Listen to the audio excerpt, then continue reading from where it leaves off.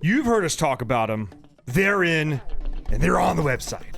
Absolutely. Our brand new America's Diesel podcast, branded bills, badass, flex fit, performance material, sweat stain resistant. It literally feels like it cools your head.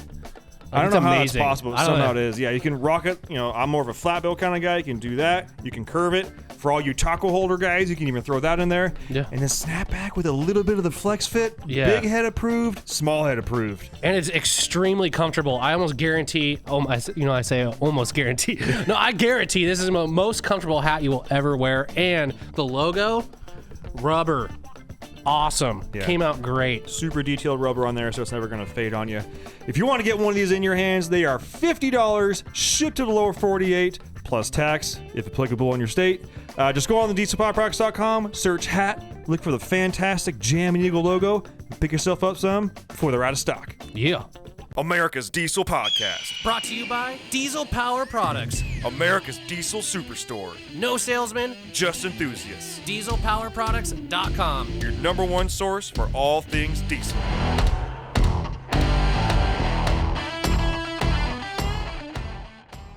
Well, those speakers. Thank you, God bless you, and God bless America. Hell yeah, Donnie J. Yeah. And that's our intro. Thanks for tuning in. This is Ben and Tyler and Donnie J. Special guest from America's Diesel Podcast, coming at you from Spokane, Washington. Is this all good? Are we recording right now? Yeah. Oh wow, this screen is Yeah, like, I'm going to show you. this is wicked.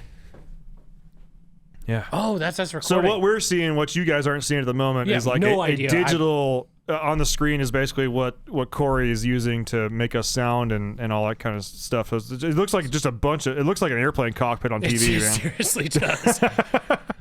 This week's podcast episode is brought to you by Fuel Bomb Diesel Additive, an additive designed for diesel enthusiasts, made by diesel enthusiasts. Ben, take it away. Hell yeah, dude. So this is our in-house Fuel Bomb fuel additive for your diesel truck. Our biggest thing here is making sure that you can pretty much always have diesel additive on you all the time. You've got a lot of other additives out on the market that they have, anti-gel in there all the time. They have cetane in there all the time. They end up being big and bulky bottles. Our standard everyday diesel fuel additive is 1 ounce per 32 gallons, and that's its main job is to make sure that your fuel system stays lubricated and prevents the formation of algae. And it should also help you in colder climates too. Should definitely help you in colder climates. Along with cleaning your fuel system and maintaining it, it'll also help you bump that cetane number up for a more efficient burn of your diesel fuel. And if cetane is just what you're after, there's the Fuel Bomb Hellfire, which is our straight 8+ cetane enhancer. Yeah, and you guys asked, and we brought them back. We did go away from the bottles that didn't have the measuring little parts in there. We brought them back for you, so now you can measure out your 1 ounce per 32 gallons for the F-Bomb or 4 ounces per 32 gallons for the Hellfire. Both these additives are available on our website, dieselpowerproducts.com. Now let's get back to that episode. Thank you for tuning in. Ben and Todd from America's Diesel Podcast, brought to you by Diesel Power Products. You can find us on the... It's Come hot on, as hell. It's hot. It's been a couple of weeks. Yeah, it's been a couple of weeks, which is why we're going to talk about what we're going to talk about because I was on vacation, hence the couple weeks. But you can find us on any normal podcast. That's iTunes, Spotify, Google Play, SoundCloud, all that kind of stuff. Search America's Podcast. You can find us on there. I just got to force my way through this intro because this is going downhill real fast, guys. Real fast. Here we go. Make sure and check us on the social medias, Facebook, Instagram, TikTok, sort of. Instagram is ran by me personally. We do go live every Wednesday right around 5 p.m. Pacific Standard Time. Ooh, Didn't screw that one up. Yeah. I'm like 1 for 40 on that one. But yeah, tune in on Wednesday on the live session. Have a beer with the boys. We do not save those and do not post them because they are candid AF. As if you know, because we just got off one, you know just how candid they are. If you like jokes, if you like Duramax jokes, if you like talking about cool stuff, and you like beer and you're American, you should definitely get on that live one. It's usually about 15, 20 minutes long. It's honestly, I almost like doing it more than the actual podcast because it's like me and you hanging out with like 23 of like the same dude, all just like having a great time. Well, it's cool because it has consistently grown. It has, and I'm excited to see where this ends up because it's. Yeah. I think it's great. It's fun. I don't get the chance to really like talk to customers all that much anymore. So it's cool to interact with the other diesel enthusiasts out there. Reviews, Tyler. Oh yeah. Let's keep those reviews coming in. We are moving up in the ranks. We're currently right now the second highest rated diesel podcast in America. Okay. That's huge, but we want to be number one. Okay. There's other podcasters that are trying to follow our lead with releasing more episodes during the week. So right now we're releasing 2 a week. And keep in mind, these are not like 20-minute episodes. These are not 15-minute episodes. These are episodes that typically range at least 45 minutes or longer. So you get an hour's worth of info in your ear, which, I mean, me personally, I like that. I don't like short podcasts. I think that's ridiculous. If I can't, if I finish a podcast on my way home from work, I'm frustrated. Yeah. It's like, well, I'm close. I don't want to pick music to listen to. Right. I don't want to start over. Yeah, our goal is always the 45 to 60 minutes. Yeah, 100%. So keep those reviews coming in. We're moving up in the ranks. We greatly appreciate every single one of you listeners out here. And yeah, if you screenshot your review on any of the platforms that Ben mentioned earlier, send that to podcast@dieselpowerproducts.com. Make sure you include a picture of your truck or the truck you want and an address. We'll send you a sticker that is the logo on our hat, the logo on our background. It's badass. If you like America, it's the freaking bald eagle with some sunglasses on. He's partying, listening to some podcasts. Hell yeah. Diesel podcast shit. Lastly, get this intro out of the way here. If you need parts for your diesel pickup, make sure and check out dieselpowerproducts.com. We do have stuff on the website. If you see the we have lots of stuff on the website. It's a very stupid statement. If you're wanting to know if an item is in stock, if you happen to see a quick ship logo by the part number, that is a verified in stock item ready to ship. Obviously, normal cutoff times during the day apply as far as like expedited shipping and whatnot, but if you just want to make sure that it is actually in stock, able to ship out, if you do see the quick ship logo, pull the trigger, let it ride. It is again verified in stock. We have, I think, a team of almost 4 or 5 people verifying that stuff right now because we do want to make sure that everybody is getting the best information they can as possible. If you do have questions on any of your products or any questions on your truck, really, make sure and call in. We do have sales technicians on the phone 6 a.m. to 6 p.m. Pacific time, Monday through Friday. They can answer any question you have. And if you're trying to make a plan, they can do that for you as well. Since you are a podcast listener, because you're listening to this, we're a podcast, and you're talking to them and you're placing an order, make sure to let them know so we can tag the order as a podcast order. They do get special attention from me. Not going to lie. And the higher up, so we can keep doing this. Yeah. And who knows what's going to happen in the future? You may get some more perks in the future. It's just we're still pretty young when it comes to podcasts. We really are. It's something that we put our heart and soul into. And if you can help us out by just letting us know that you purchased from us, it makes us look better to the powers that be. Yeah. Lastly, if you are buying parts for your diesel pickup and you're listening to this and not buying it from Diesel Power Products, I would like to know why. Good, bad, happy, or sad. Legitimately, we are trying to be the best in the business. I have received a couple of emails from people that have actually been really good constructive criticism and have led to like actually making changes and suggestions. So like legitimately, if you want a direct line to someone that can potentially make the change you're looking for, let me know, man. Yeah. Seriously. Like, sorry for throwing the F word so early in there, but we are super passionate about making sure you get the products you want at the right price and all that kind of good stuff. So by all means, let us know because we want to grow and get better. Yeah. Always. 100%. All right. Ben, you've been gone. You took your how many miles on that thing? At the end of the day, I think on your excursion. How many miles are on that? When I started, it was like almost 256. A 250,000 mile excursion on a pretty 2,400 mile 2,400 road trip. Yeah, 2,400 mile road trip with a wife, a 8-month-old baby, and a 5-year-old boy. Yeah. How'd it go? It went great, honestly. Like excursion is like the freaking like road trip mobile. It is, and I will say it's like a limo with 4-wheel drive. It really is. Yeah. There's something to be said about having a plan and an intention for a vehicle when you start a build. And I'm going to toot my own horn here. I'm very proud of myself for sticking to my plan. I am too. Making sure that it does what I want it to do. 100%. Because you didn't do anything. When I say crazy, I don't want to. Like you didn't go putting big injectors in it or a big turbo because you're waiting on injectors. You purpose built this vehicle to be like the family vehicle. and it works, and it does exactly what you needed it to do. And that's like one of the first things I asked you when you came back on Monday, how the excursion. I even asked how you were doing. Yeah. I asked, how's your excursion? How are you? How's the family? How's the how's the truck? I don't care. I don't care. How's the truck? It did great. For those of you that don't know, I do have this is my second excursion. First one we're not going to talk about. But I have Rest in peace. I love rest in you. peace. It didn't die. Just it had to get sold because I had to buy a house. Yeah. Adult things. But it's a 2001 Ford Excursion. It's an XLT leather, so it's not a limited, but an XLT leather. I bought it with 242,000 miles on it. Basically, I was looking kind of for an excursion, and I happened to see it on my way in, and I bought it on lunch. From a dealership around the corner. Keep in mind, I went with him to northern Idaho, where this excursion on the computer looked okay. It was not. It was not at all, and it I'm was so honestly, glad I didn't get that. I still I want to know that who bought moment. It was probably the people that were waiting on us guarantee to get it. done looking at it.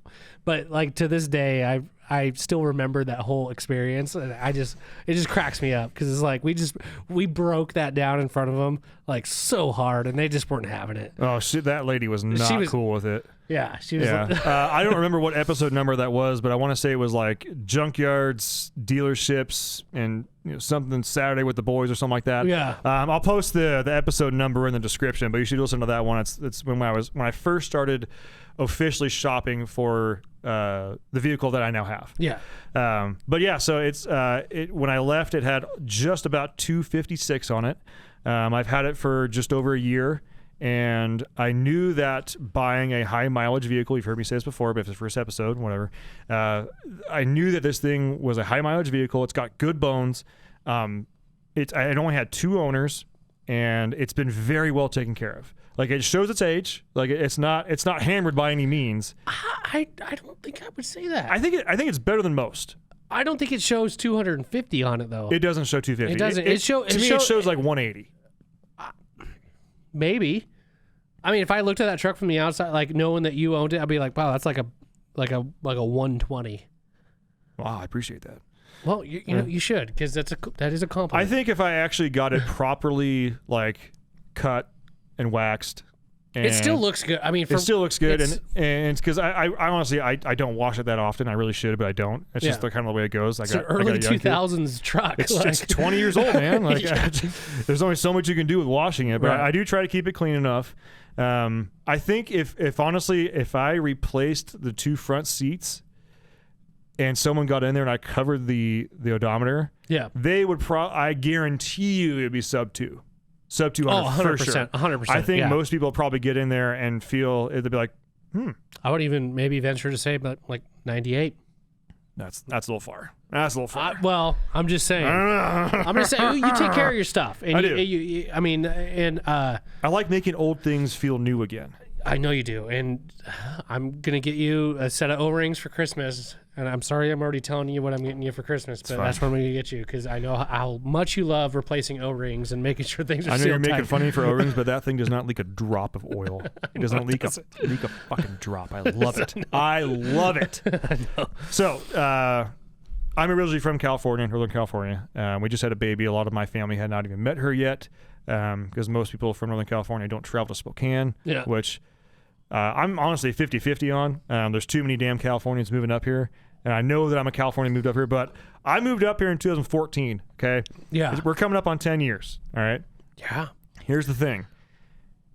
When you look at the people that are moving here from California in the last like 2-3 years, they're the folks that are trying to get out of California but trying to make other places California. I was of that vintage that left California to not live in California anymore. So basically, if you're in Spokane and you talk to anybody that pretty much moved to Spokane, I'd say, before 2000, let's say 17, 18, they're the folks that were like, I'm trying to, this is my escape. Yeah. That's me. Okay, let's go back a little bit. I know we're going to talk about your vacation, but Yeah. when you first moved up here, like, what did you think? Like, I loved it.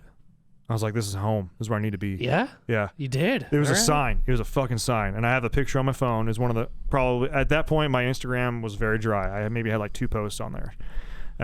But I was driving up. So a little bit of backstory. Yeah, all right. So I decided that I wanted to leave California very, very early on. I'm talking like middle school. Yeah. Okay. But then I ended up moving all around California because I was like, well, my family's here. I'm going to move around, maybe find a place I like. I lived all kinds of places: San Diego, Sacramento, South Lake Tahoe, multiple places in the Bay Area. Yeah. Had a lot of fun, met a lot of great people, friends I'm still in contact with, that I love dearly. But as I got a little bit older, this place is not for me. Yeah. I got to be somewhere else. So I started looking for jobs basically anywhere, like Oregon, Washington, Idaho, Montana, Colorado, New Mexico, Arizona, basically anything like this side. Yeah, you know? And ended up finding a job here and talked to Cooper on the phone. He's like, "You ever been to Spokane?" And at that point, I was still pronouncing it Spokane because that's how it's spelled, idiots. And I was like, "No." And the only information I had, because I sent the email and applied for the job, and I texted my cousin who lived on the west side, and I was like, "What can you tell me about Spokane?" And she's, Spokane. right? With Gonzaga. With Gonzaga. And funny, we'll get to that in a minute. But she's like, yeah, there's, so we've got the mountains, I still don't know. Cascades. She's like, yeah, there's basically kind of like a hard line to the middle of the state. Like Spokane, just so you know, it's pronounced Spokane. That's like the really red side of the state. And I don't think she knew my political, we were still kind of young. And I was like, oh, okay, cool. Got off the phone. I was like, hell yeah. It's exactly what I'm looking for, man. And then I talked to Cooper. He's like, so do you like the cold? I was like, I prefer it. He's like, do you like the hot? I was like, I love it. I'm like, how do you feel about guns? I was like, I want more of them. They're like, shit, man, you want the job? I was like, yes. And then I promptly informed my wife that I'd asked to marry me like 3 weeks earlier. Yeah. Hey, by the way, I'm moving. Yeah. I don't know if you were expecting me. Like, I don't know if I'm calling your bluff right now, but like I told you, like I'm moving, and you said you were cool with it. So What up, Mark? hey, I was like, we're getting ready to start our life somewhere else. Bye. Yeah. Okay, bye. Yeah, get out. Get out. So yeah, Very and cool, then dude. I Have a moved good up day. here. Have a good night. I moved up here, started working, and then she moved up here about 3 months afterwards. Yeah. So to me, What'd you think of me? I mean, I thought you were awesome. I was just so happy to be here. And I don't mean like just at Diesel Power Products. I was just so happy to be somewhere new, starting fresh. Yeah. And it's not because I was like leaving demons behind or anything Did you like that. think we'd get along? Yeah, honestly. You did. Yeah. Okay.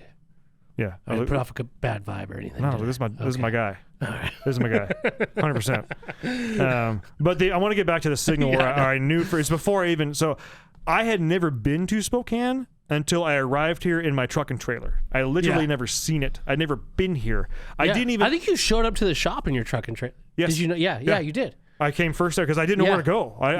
I found a guy on freaking Craigslist that was like, "Yeah, you can move in with me." That was a risky move. It's like, I couldn't even find him on Facebook. But truthfully, I tried so many different people because this is before Facebook Marketplace. I tried so many people.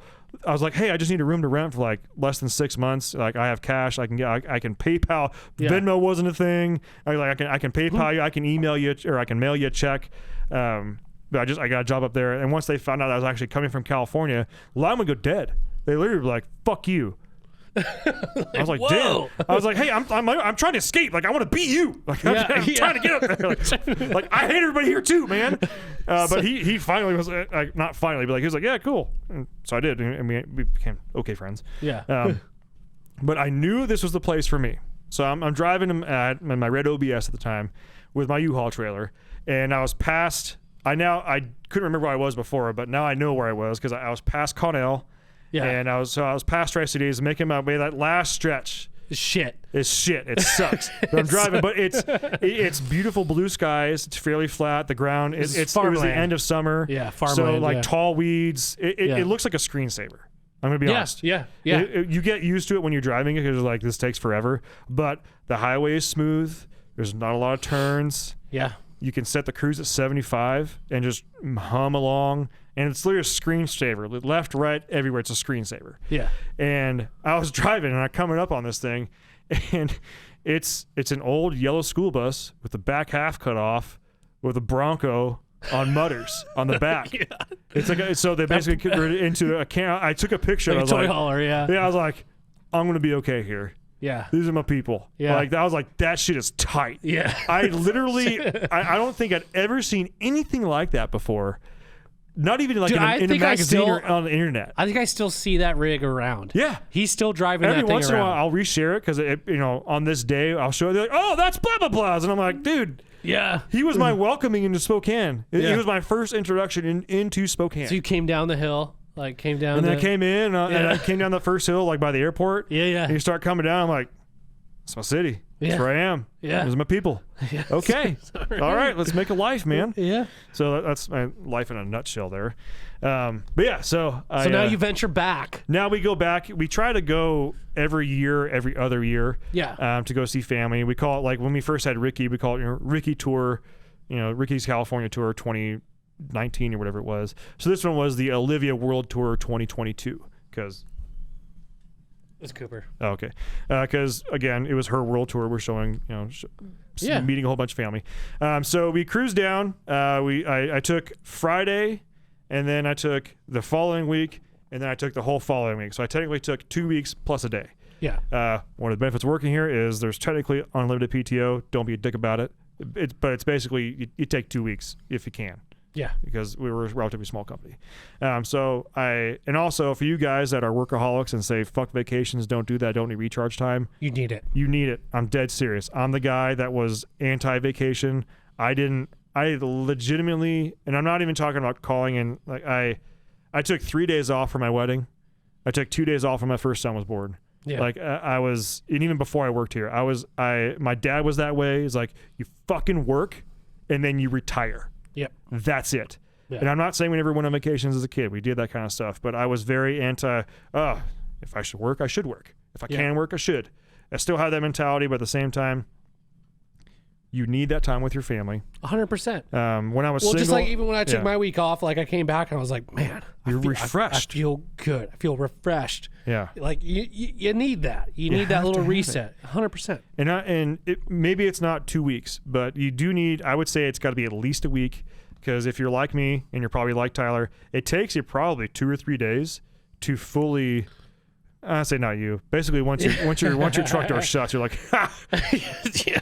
Phone. I'm pretty good at that. Phone's off. Yeah. But I'm not, and nothing against like Tyler for what he does. I've actually gotten a compliment. I wish I could do it faster like you do. I've gotten a compliment on my detachment ability. Like I think that's key. I think that is 100% key. You gotta turn that side of yourself off to get back into to hit it hard. The next time you get back in there. Right. And that's how it works. That's how it works for me. It takes me time to do that. It usually takes me almost 3-4 days. It'll to do get that. easier. It'll probably get easier. It was easier this time than it was last time. Yeah. But it usually takes me about 3 or 4 days to fully just like chuck the phone and disconnect. Yeah. And one of the things that really helps is we drive down to a place called Twain Harte. If you don't know where it is, it's by Sonora. If you don't know where that is, you start driving into California. You take 5 or 99, but usually 5 all the way south. You hit like either Manteca or Stockton, and you turn left and drive about another hour into the hills. It's by Copperopolis, Jamestown. If you know any of those places, you kind of know the type of area I'm talking about. So you're in a pretty wilderness type of area. Totally. So, like me especially, like when I think of like California and I think of that, like I don't think of wilderness like whatsoever. Did you see the pictures I sent of the deer? No, you never sent me that. You could feed a shit to deer me. out of your hand in the front yard. Dude, you never sent that shit to me.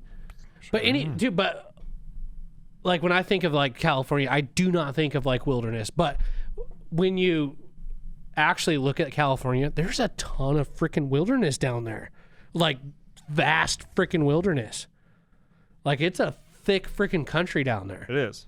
The thing is, most people don't realize what the actual northern part of Northern California looks like. Oh yeah, yeah. It's what people refer to as Jefferson because people want to secede from the state. But once you start getting basically like towards Redding and northern of there, it's a completely different place. Completely different place. Yeah, it is. Well, that's where Sasquatch has been sighted, Northern California, in those freaking wildernesses.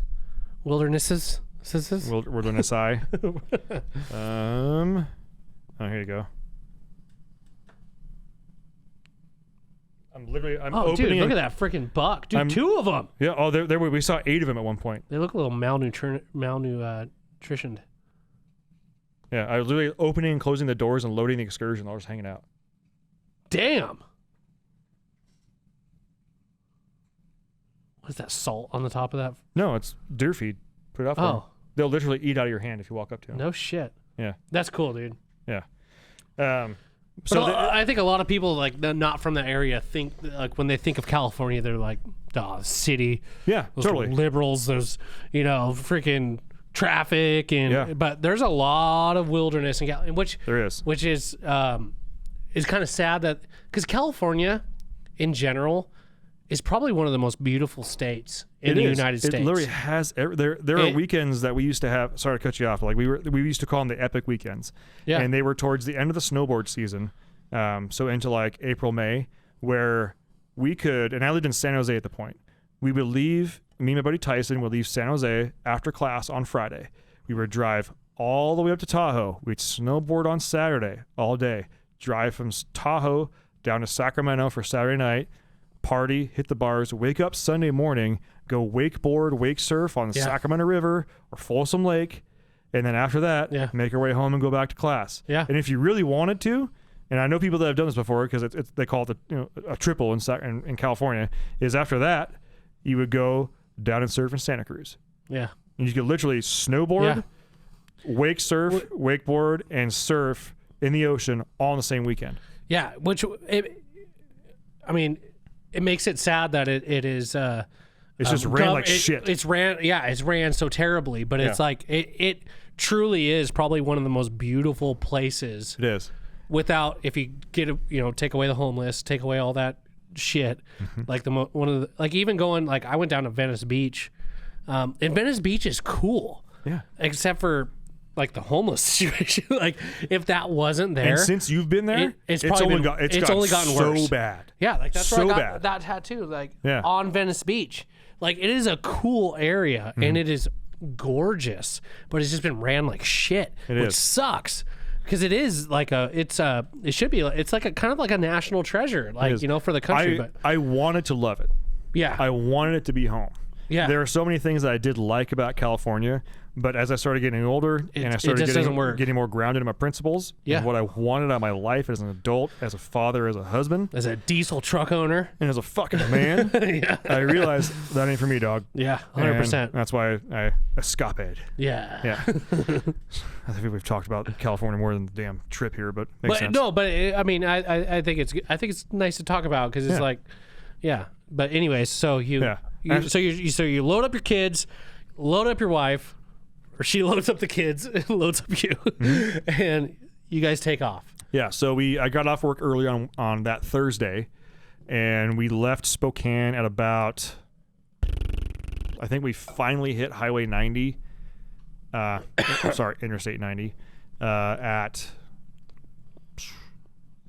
3:30, 4 o'clock. And we had a reservation at a hotel in La Pine, which is about 45 minutes or so south of Bend. Bend is usually a good stopping point if you try to find a hotel in Bend right now. A, they're all booked. B, asinine with the price. Yeah, I'm sure. And there wasn't even anything going on that weekend. And I'm talking like we literally just need we need a place that has a bed, hopefully 2. Yeah. A place to park, a shitter, and a shower. Like me and my wife are not bougie on these road trips. We don't need a big suite. We don't need. Honestly, we don't even have to have a refrigerator. Right. As long as there's literally a place to park, a place to shit, and a place to sleep, and it's like relatively safe, we're fine. Yeah. And legit, minimum, we're talking like roadside motel stuff, like $250. Jesus. And I'm not saying there's a price for my family as far as safety and convenience and stuff like that, but when it comes to, and I know everything has gone up, but my internal money meter, as far as like if I'm traveling by myself, what's the breaking point to where I will just sleep in the truck or get a hotel? Right. In the past, it was $75. Yeah. Okay. Yeah. Obviously, that's not there anymore, right? Right. Now it's my gut is $120. If I can find a hotel for around $120, I'll do it. It's worth getting a shit in a real toilet, being able to decompress, being able to relax, take a shower, sleep, get up from a bed, because we all know we've all slept in your backseat of your truck or something like that. 100%. Yeah, you sleep, you get it done, but you feel like shit the next day. Yeah. Like and it's one thing if you're doing it for work or something like that, but it's like it's not. It's worth $120 to me. 100%. But yeah, so we stayed in La Pine because we found one cheaper. So we hauled ass down, and it worked out because anytime that if my little girl needed to eat, my wife would just hop in the middle seat in the back, because we got a bench seat in the back, and she mix a formula and feed her, or feed her solid food or something like that. She's just a champ. That's a perk of a freaking excursion. I'm telling you, man. Dude. Made it down, made a good time, and then woke up. Tried. If you're a dad, you're gonna know what I'm talking about. But I'm thinking to myself, like, because we have a long ass drive. We've got a 550-mile drive from La Pine to where we need to go in Twain Harte. Yeah. Theoretically, that should take 7.5, 8 hours. Yeah. When you got a kid, let alone 2 kids, and a wife in there, it is legitimately an all-day thing. So, and I'm not talking like all day, like, oh, I took most of the day, like legit. Like, I am planning, this is the only option. This is what we're doing all day. So, and we got in, and I finally put my head to sleep at like probably 1:30, 2 o'clock, mostly because my son is not going to listen to these podcasts. Obviously, he's 5. Yeah. But he listens in the future. He still wears a pull-up when he goes to bed. Yeah. He fell asleep in his car seat. We didn't put one on him because honestly, you'll know this too, especially if your dad. When your kids are sleeping, you fucking roll. Yeah. I would piss my pants if my kids were sleeping. Sure. Because the minute you stop, they wake up. Yeah. So you just start booking. Yeah. And he ended up, wet in the car seat, and it was heartbreaking because he was getting really good about not peeing at night. Yeah. But it was so hard for me to explain to him, hey, this is not you. This is on us. This is me and Mom. We didn't put you in one. You're okay. And the look on his face as a dad, like, it was the first time I ever really saw my son actually like ashamed of himself, like properly ashamed. And I'm not saying that proudly, but he just, that look when it's like, you're a kid, pee pee poo poo, whatever. But he's like, just like it almost makes me cry thinking about it. He was deeply upset about it. Yeah. And that is also one of the I'm gonna go on a little dad rant here, but it's one of the things. I know you guys aren't dads, and I'm not trying to talk up or talk down, but I'm going to connect to dads here for a minute, especially if you have sons. So I'm not sure when it happened, but this is when I noticed it. So I've got a son. He just turned 5. His birthday was on August 10th. But we were in Twain Harte walking around a little watering hole, and I noticed, and I don't know when it happened. It had to have been sometime near there, but I didn't notice it till then. My son went from holding my hand to, like, when his hand would hold a couple of my fingers. Yeah. To when he holds your hand like a palm to palm. Yeah. Like thumb, like that. And I didn't notice it till then. And it was one of those things where you'll find things as you're a father that, like, it's not a big milestone. The way my son holds my hand is not a milestone. It's not on any sort of chart, right? Yeah. But it was one of those things where it's like, he's getting older. Who's trying to scare me? Sandman. Oh, Sandman. We got the Sandman. But it was like one of those things where, like, yeah, he's.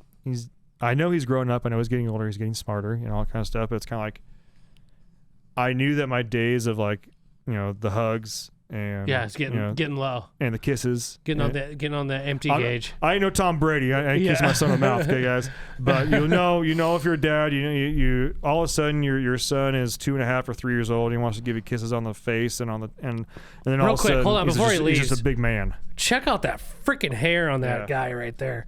God damn, dude. Sans Totem Pole Anderson. My lord. Yeah, it's pretty fantastic. Is that Pantene Pro V? What are you using? Sans Totem Pole Lion's Mane Sans. Lion's Mane Sans. No, Indians didn't have. What would be a long-haired, majestic animal for? When's the braid coming in? Is what I want to know. You get war braids?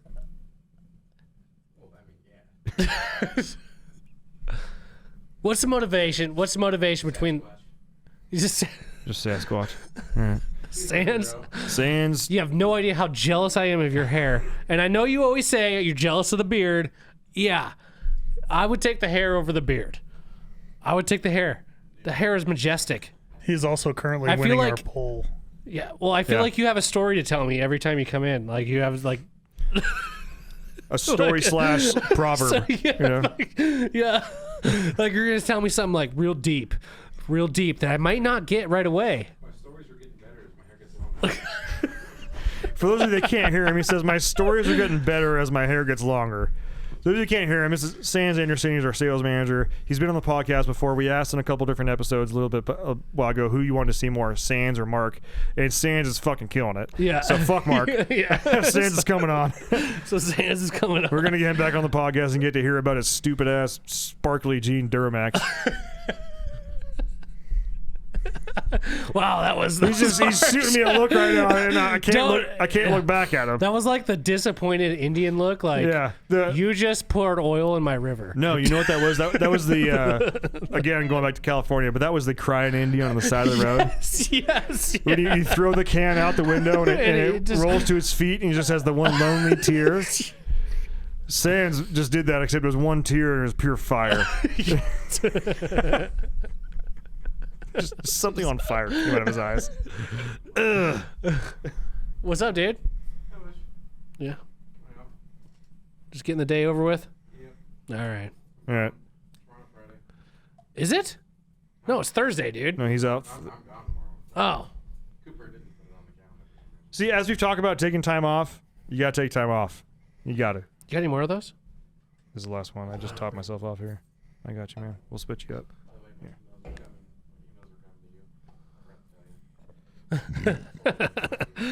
We just have a little business logistics to get through here real quick. So Sans Totem Pole Anderson basically just finger pointed knife chop, knife handed Corey. By the way, my emails are coming to you. Yeah. And Corey's over here like, Shit. sounds good. Nah, he's into it. Love you, Sans. Love you, Sans. It's got to get done either way. So Yeah. Yeah. right. So yeah, back that's the thing. So growing up, you know, you're and then all of a sudden your kids are, 20 or something. I don't know, but it was one of those milestones that just it all of a sudden hit me. And it, honestly, we were walking and I nearly started crying a little bit. Like, I know it sounds lame. Fatherhood does weird things to men. I tell you that, but it The got one me. thing that I hope that your son carries on is the love of trucks. Oh, yeah, Because he I will. know he has a love of trucks now, but I hope he carries that with him. I hope he doesn't get distracted and get into, sports and that kind of thing would be great. But I just hope he always has that love of trucks. Like that is that. Like if I had a kid, like that would be probably the one single thing that I would hope that I would be able to pass down to a child would be the love of automobiles, the love of the industry that we have been absorbed into.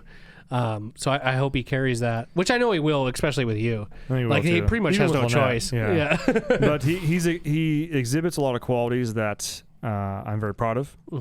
He is very protective of his sister. I That's love good. that. We instilled that in him from day one, even before she was born. Yeah. There was a girl in his daycare, not even in his class, just at his daycare, named Olivia as well. And this is before my daughter was born. He just knew that her name was Olivia. Yeah. And he was protective of that Olivia. Really? Okay, Not even in his that's- classroom. He heard something happen. He bolted out of his classroom to go see what was going on. Yeah. So he's got that. The other thing with him too, he's extremely smart. His mental math is off the charts. Love this kid. Yeah. He's got the maturity of a fucking puppy. That's my kid. The other thing with him too is, and this is turning into a bit of a fatherhood type thing too. But what I'm really trying to instill in him right now is the thinking back to how I was when I was a kid, because he exhibits a lot of the same things I did and the way he works through things mentally that I did. Yeah. I was a very extremely aggressive boy, teenager, young man in all aspects of life. Yeah. I was one of those people that's like, it seems like one wrong word would set me off and I go ballistic.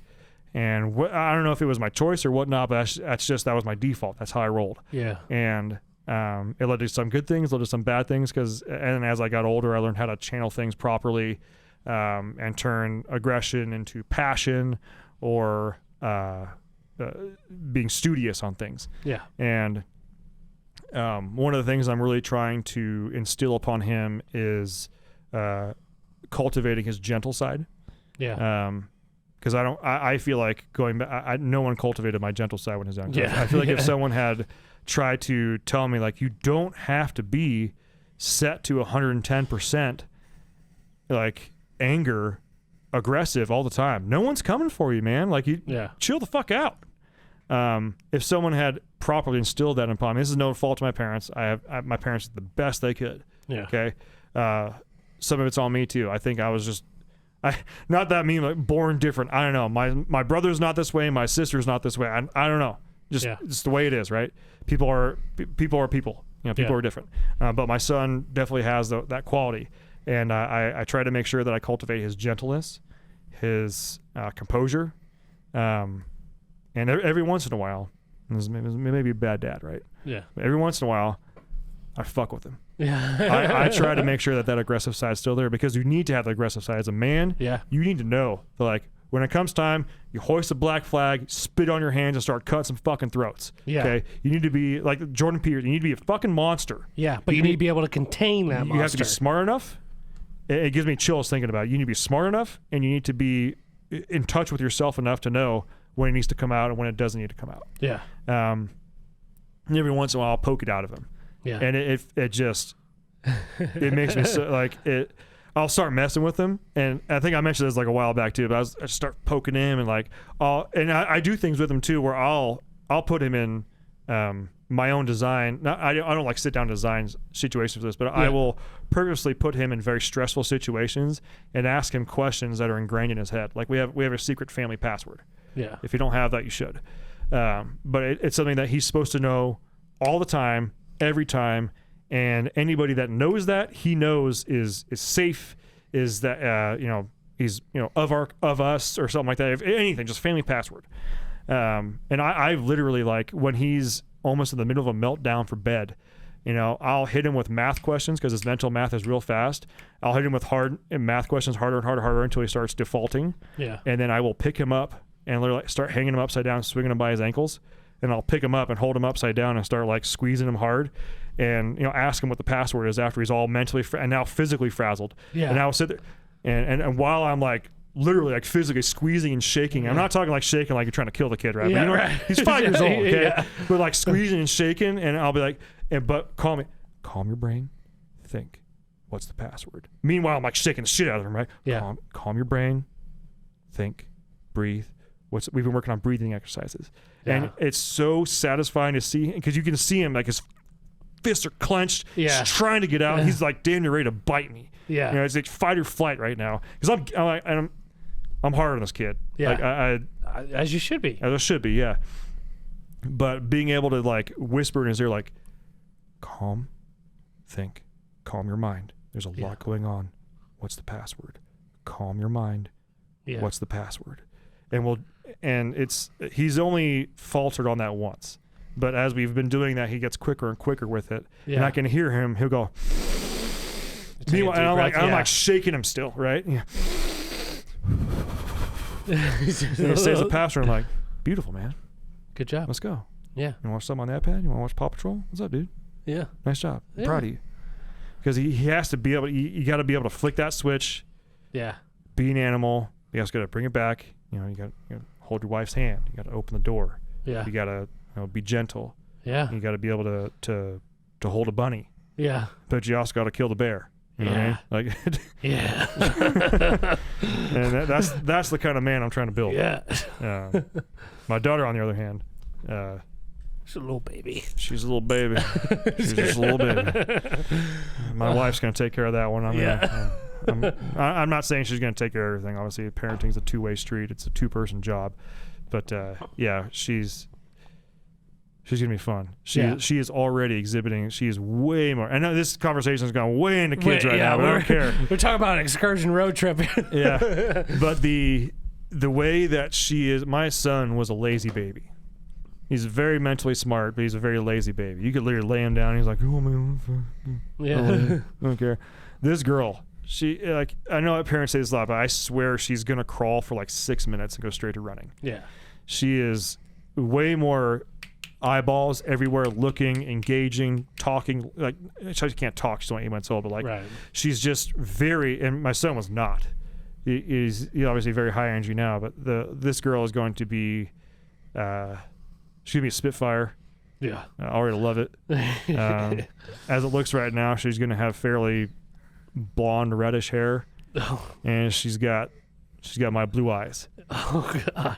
This kid, you got trouble. You just brewed some trouble. Bruce, and you know, it's as weird if you're not a parent, but to hear like, and by the looks of her mother, Yeah. she's gonna be one dangerous motherfucker, man. Yeah, like she's gonna have the beast inside, but she's gonna look like a fucking model. Yeah, Like, and yeah. I mean that like I know it sounds kind of weird, but you know what Yeah. I'm talking about. Yeah. Like, she's gonna be fucking terrifying. Yeah. She's gonna ask dad for something. She gets it. Yeah. I got no way to say no. I'll tell my son to shut the fuck up and sit down and go sit in the corner. I'll tape your mouth shut. Yeah. This girl like, Daddy, what? Yep. Yep. Don't even say it. Yeah. Yes. Yeah. Yes. Yeah. Don't you want to ask me? Nope. Yeah. Nope. I know how that story ends. Yeah. Nope. You're more scared than she is. Yeah. Yep. Yes. Yes. Yes. Yeah. I'll be in the garage. I've got a cot. Sure. Yeah. I got a cut. I'm gonna dig a hole. Yeah. So we got to sum this up. So the excursion did great. Did exactly what I wanted to do. All the fixes you did All beforehand. the fixes I did was great. The Lasted. fuel Fuel pressure did what it was supposed to do. I feel like I should touch on the fuel pressure. I Yes. feel like you should too. A little I should. bit. Okay. Before we touch on it, okay. The tire size I went with, it cruised the exact speed that I wanted to. Basically, right about 2,000 RPM. Mileage was not great. Okay, I'm gonna tell you this right now. Mileage was not great. And it's hand calculated. If you've ever driven from Spokane or Washington down to Central California, there's some flat spots, but there's a lot of hills. Yeah. Okay, There's still there's a lot of hills. and if you're trying to make time, at that point, I don't give a shit what the mileage is. I'm getting there. Okay. But overall, keep in mind, I drove down with a wife and 2 kids, drove back solo. Overall, hand calculated. I mean, it's not that much girth. You're talking. No, but I'm talking about drive. I feel like he's trying to make a comparison. Like I had No. all this weight going down. I'm talking about driving Yeah. style. Oh, driving style. Okay, fair 100%, enough. 100% different. Okay. Because I know I shouldn't be, but I drive faster when there's the kids in the car because you're always trying to make up time. Yeah. And I can't quite. And I'm not saying I'm doing like 90 miles an hour everywhere I'm going, passing cars, cutting Yeah. lanes and stuff like that. But it's like you're sitting there like I could have to pull over in the next 20 minutes, Yeah. and you think that every 5 fucking seconds. Yeah. You're like, so if I can go, if traffic's moving at 80. I'm doing 82. Yeah. I'm sorry, man. Yeah, yeah. If there's a long passing lane, there's 3 trucks in front of me. I'm passing all the trucks. Yeah. 100%. The trucks may be going 75. Yeah. I'm passing them. Yeah. Okay. I'm sorry. Yeah. But the tire size I went with and the gears, it cruises right about 2,000 RPM, 74 miles an hour. Right in the power. Perfect. Right in the power. It doesn't have to downshift going over hills and like that. But overall mileage, including me driving back by myself and driving down, having to stop every 6 minutes, hand calculated average was just about 17 miles a gallon, which honestly isn't Respectable bad for a giant box on wheels. It is. I did reset and again, if you're just talking about the lyometer, I do have a lyometer on the truck. I did reset the lyometer as soon as we left. And I just use that as a gauge to see if things are going up or down, right? Yeah. I don't use the extra number. It's just How close was it though? Not very close. No. That one was saying at the end of the day was like 14.9. Okay. So it was not Definitely right. off. Definitely off. But what I did notice is on my drive back, since I didn't have to stop all the time, I actually got to like take advantage of the fact of a 44-gallon tank. Yeah. I barely stopped at all. I set the cruise at like 72, which dropped it just a touch under 2,000 RPM, and the truck just hummed. You know, you're not on and off the gas, on and off, passing. No, it just the whole Stayed right in time. the power. Yeah. When I originally left, it was sitting at 14.2. By the time I got home, it was like just over 15 on the lyometer. So what that tells me is, while the number wasn't correct, the driving style of me coming home was definitely getting much better mileage. Yeah. And I honestly I enjoyed the drive home. When a 7.5 hour drive actually takes 7.5 hours, I'm happy. Yeah, I am 100%. so happy. But yeah, it did literally everything I wanted it to do. So the fuel pressure thing. All right, so I put an Edge fuel pressure sensor on my fuel bowl because there's one of those things I didn't want to read. We have a podcast about fuel pressure. It came out before this one that you're listening to right now. But I ended up settling on leaving it set right around it. It basically, even under wide open throttle, barely ever got even close to like into the 30s. It was always in the 40s pretty much. I just left it there. I didn't want to mess up anything. I was going on this big long road trip. I just like, okay, it's good enough. The truck runs fine. I'm just gonna let it go. It's actually technically within spec. It's not where I want it, but it's within spec. So I had all the parts I needed to adjust it with me. Yeah. Because I ordered the different springs from Riff Raff. Yes, I know they're direct competitor of ours, but no one else sells 3 different PSI springs. Right. So I do order a lot of parts from them, and I pay full fucking retail for them. I do enjoy Riff Raff. I've been a customer of theirs before I was even on this side of the counter. So that being said, but I just left it there. So when I got home, so I'm solo. I'm still solo at the time we filmed this because I got home on Saturday at 1:30. My wife doesn't get back because her and the kids are with their parents. Actually, technically, my kids are with her parents. My wife's in Cabo right now with her girlfriend. Party. Teachers. Right? Yeah. Damn teachers. Tell you what, guys, you date and marry a teacher. They that's all I'm gonna say. Yeah. So she where was it? Oh, the springs, yeah. So Sunday when I got back, I'm sitting there and I'm like, all right, I'm gonna finish this once and for all. I'm gonna find out what's going on. I don't care if I have to go to O'Reilly's and buy a gauge to measure this separately right now. Maybe the sensor's not reading right. Maybe I'm not reading it right. Something's going on. So I go in there and I'm like, okay, I have at that point, I basically had a technically a blue spring upgrade shimmed. I did the old BB mod in there. Yeah. And it was hovering right about 47, 45 PSI. So I was like, okay. And I replaced the poppet and the poppet seat. If you've never done this stuff on a fuel bowl, on a 7.3, you know what I'm talking about. But if you do, you know what I'm talking about. So I replaced that. And the O-ring on the poppet seat, cleaned everything, make sure it was good. So I take the blue spring and the BB out, and I put the black spring from Riff Raff, which is a 70 PSI spring in there. Turn the truck on, prime the pump a couple of times, and now it's like, before, if you just prime the pump, it'd be at 45. Now it's at 39. I'm like, this is horse shit. These like, springs defective? Yeah, I'm like pissed off at this Yeah. point. Because at this point, I've now mixed and matched So many things. a Dorman fuel pressure regulator kit Housing. with an XDP fuel Different pressure regulator yeah. kit, now with Riff Raff springs. So I've got all these different companies, poppets and seats and housings. I'm kind of like mixing and matching. So I decided to take a break, take a minute, get my micrometer out, and I start measuring stuff.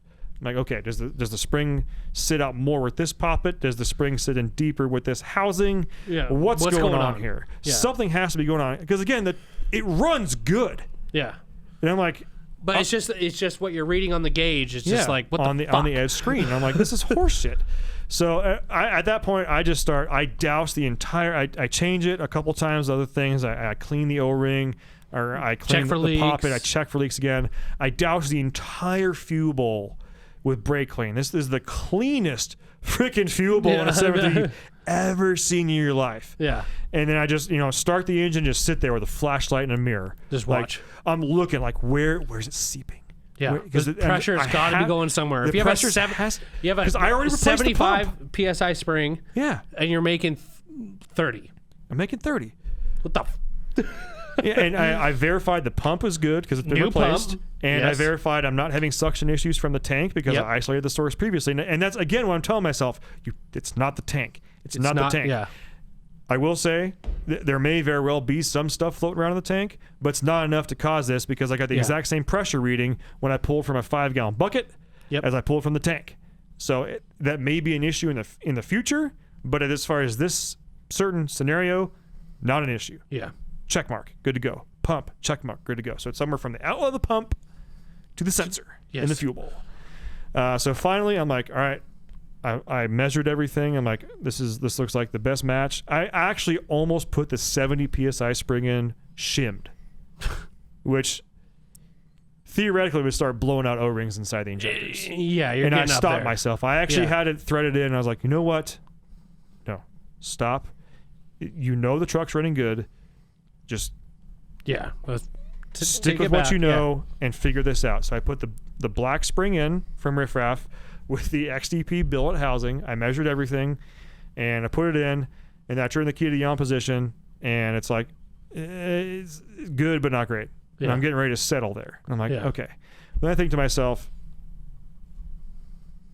because I wanted to rename the PID on the screen. Yeah.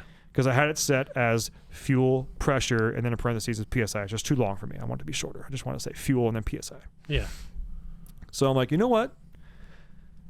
Every time I go to rename it, it asks me to select denominations. Is it 0 to Or 50? range, yeah. 0 to 50, 0 to 100, 0 to 1,000, 0 to 5,000. What is this? And every time I select it, it's always 0 to 100 because it's a 0 to 100 pressure sensor. Yeah. So I'm thinking to myself, like, well, I'll at least get this named correctly.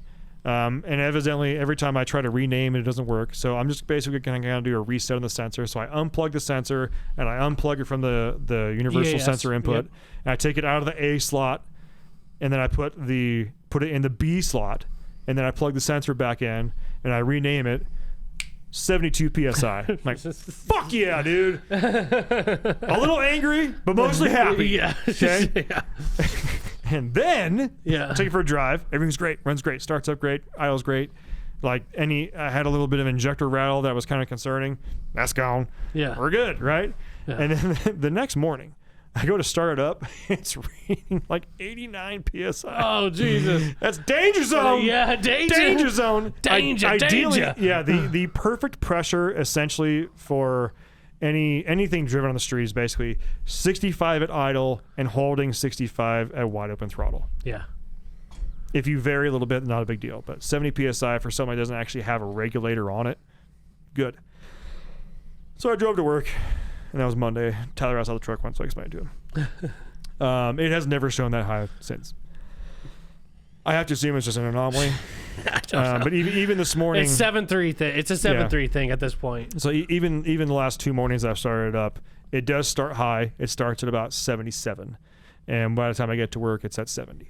Hey. So I assume it's just things are cold, warming up. It's fine, whatever. But I'm glad I took care of that. My goal still is, since I do have those dynamite injectors, I'm going to get that were in the blue truck. I'm going to get the nozzles changed on those, get them reflowed, recalibrated. I'm actually getting ready to order valve cover harnesses and gaskets, all that good stuff to do injectors on it. And ideally, at that same time, I do want to end up. And if this happens next summer, I'm happy. I'm just kind of starting to get myself ready for it.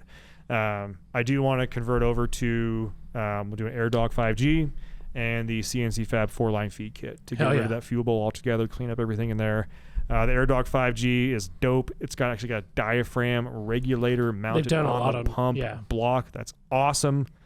The only thing I'm going to add into the mix is I am going to either have to make my own. I'm going 2 ways about this. I'll take your input.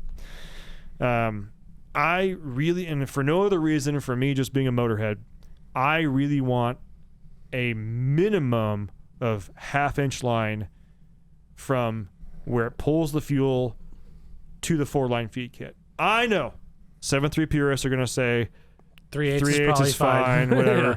But I know that the suction line on the AirDog utilizes the factory sending unit and suction tube in the tank. That's 3/8 And barely, then goes to, and then goes in there, and then goes to 1/2-inch all the way up to the front. I want to pull from the tank at a 1/2-inch. There's 2 ways I can go about it. sump. The right way would really be a sump. Yeah.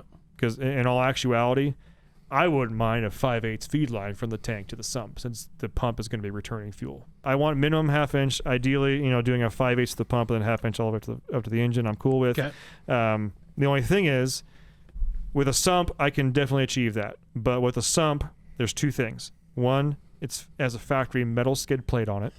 So I'd have to make Cut a hole in accommodations for that. that. Cut a hole for that. Doesn't make that big of a deal for me. I'm fine with that. But since it's a center mounted fuel tank, with it hanging out right behind the rear diff, I I feel like it may be slightly susceptible to road damage, just because it's literally right there. So I would have to have someone make me a little skid plate for, which is not that big of a deal. Like someone can do that. It's not that big of a deal, but it's still a step. A step. Right.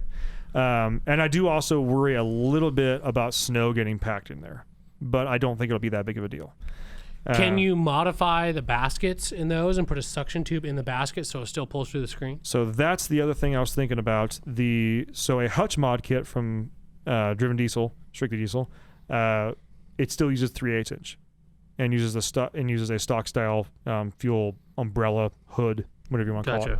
So for me to do that, I would basically have to, and no one makes a kit for this that I know of, I'd have to modify the stock sending basket. So it still has the sending unit in there as far as level, but as far as suction, it would basically, I'd have like at least a 1/2 inch, like Fast kind of would do with their bulkhead fitting, a 1/2 inch tube going down to the bottom of the tank. Yeah. Which I'm not opposed to. I do like the idea of dropping the tank at that point. I assume I'm going to drop the tank no matter what when this happens, because even if I do the hutch mod and it's a 3/8 inch line, I'm still dropping the tank and I'm still clipping the fill tube so I can put more fuel in the tank. So you're asking me to do a sump or the hutch mod, basically? Should I? Well, actually, there's technically 3 options, I guess. Should I say screw it? You're not running that big of an injector. Just do a hutch mod with no filter since you're running the air dog and pull from 3/8. Do a sump, whether it ends up being 1/2 inch or 5/8. Well, if you do the hutch mod and it's running 3/8 and then to 1/2 inch, it's still bigger than running just an air dog pulling from the factory location. No. Because they're not. What size is it from factory? 5/16. Yeah. So you're still better off. Better, yes. Versus doing a sump where you skid plate, but that kind of thing. But here's the thing. What are you worried about with the skid plate with a sump? You don't take the thing off road. I don't take the thing off road. I also do worry a little bit, and again, I've never had a truck with a sump on it. Okay, I do worry a little bit about integrity because this is going to be a long-lasting vehicle. My wife's going to end up driving it. Possible leakage. And I know that like we sell sumps all the time. I've never gotten a call back of someone saying a sump has leaked. Well, but I answer, worry about adding that potential leak point into the mix. The one part in the middle of all of that would be to run. I know you're talking about air dog pump, but to run the fast sump that has a suction tube from the top. Okay. So they've got that little attachment that's at the bottom of the sump. I don't know why the hell. And you can run straight 1/2 inch from that, and it'll still pull from the bottom of the sump. You'll just have a sump down there, but no hoses coming out of the bottom. And you'll be pulling from the top, all 1/2 inch. So that would get me the size of hose that I want, and that'll also get me the fact that I have. Let's face it, at this point, capacity. 1/2 inch line straight from the tank is not necessarily doing you any good. You could do the hutch mod and run 3/8 to 1/2 inch. That'll be plenty of fuel for whatever you throw at that thing, because I know you're not going to make this thing for super high horsepower. No, it'll have like a. As far as cleanliness, probably do the hutch mod. And if you don't want to drill a hole in your tank and worry about leakage and that sort of thing, that's probably what I would do. And just run the 3/8 to 1/2 inch to the pump. Call it a day. That's honestly kind of what I've already been slightly leaning towards. Yeah. Originally, I was really dead set. Like I was kind of. If you want a straight 1/2 inch, I think the fast sump would be the fast sump with suction tube would be the way to go. But at the same time, that suction tube, I'm not a huge. If you're going to run a sump, to me, run a sump.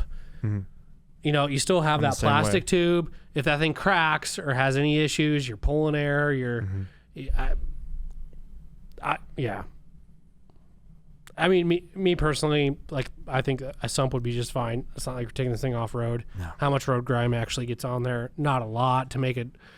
You ain't messing with this thing all the time. You're putting it in once, making sure it's not leaking, then you're not touching it for the life of the truck. Yeah. So, well, here you go. I'll chime in the comments if you've got an opinion on that one. Yeah. That is going to about wrap this one up. So just like we said, we do 4 episodes a week, and this one's over an hour. Well, we do 2 episodes a week. Yeah. I'm sorry. The competitors do 4 episodes a week that are 20 minutes, which still don't add up to even one of our episodes. Not trying to talk smack. We love the guys out there that are doing And that. who's gonna talk about being a father? They're probably not. They're probably not. I know they're not. Because I tell you what, I listened to a whole bunch of them when I was driving back. Yeah. yeah. Nothing against them. Yeah. Again, this is not personal attack or anything. No. But I can tell you, you're not getting what we give Yeah. with anybody else. Yeah. 100%. So, ladies and gentlemen, it's going to wrap this one up. I greatly appreciate everybody tuning in. I'm really stoked that everybody is liking the 2 episodes a week. Yeah. Keep them coming. Keep going with the downloads. That's what helps us the most. You've heard us talk about before. Even if you stream the episode, downloading them helps us have concrete statistics. And we all know that I am a stats-driven guy, and business is stats-driven. So, not only if you want to help us out by purchasing products from dspotproducts.com, buy one of our hats, but if you want to support the podcast, that costs nothing. Just download an episode, download many. I don't care if you delete them afterwards. Yeah. Just the download count is what helps. Yes. So that So being thank said, you. Good night. Tyler, do the outro. Thanks for tuning in. Make sure to subscribe and check us out at dieselpowerproducts.com.